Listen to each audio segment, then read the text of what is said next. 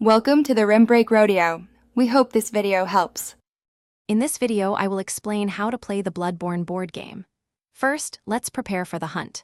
This game supports 1 to 4 players, offering both cooperative and solo experiences. Begin by setting up the main board, including the Hunter's Dream and Chalice dungeon. Each player selects a unique hunter miniature and their starting trick weapon. Then, distribute initial resources like insight, blood echoes, and upgrade cards to everyone. You are now ready to embark on your first perilous journey. During your turn, you'll activate your chosen hunter, moving them across the treacherous map. You can perform various actions, including attacking monstrous foes, interacting with crucial objectives, or exploring new, dangerous areas.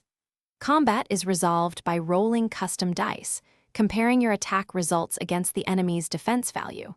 Successfully defeating enemies rewards you with valuable blood echoes, essential for upgrading your hunter's skills and preparing for tougher challenges ahead. As you delve deeper into Yharnam, upgrading your hunter becomes paramount.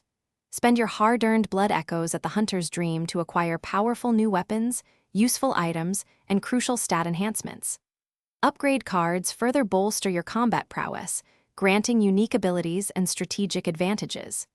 Insight tokens allow you to activate special, potent abilities or purchase rare, game-changing items. Your ultimate goal is to progress through the campaign's chapters, culminating in epic boss battles.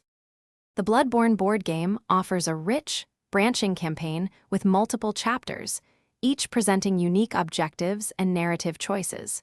You'll face distinct enemies and environmental challenges as you progress through the story.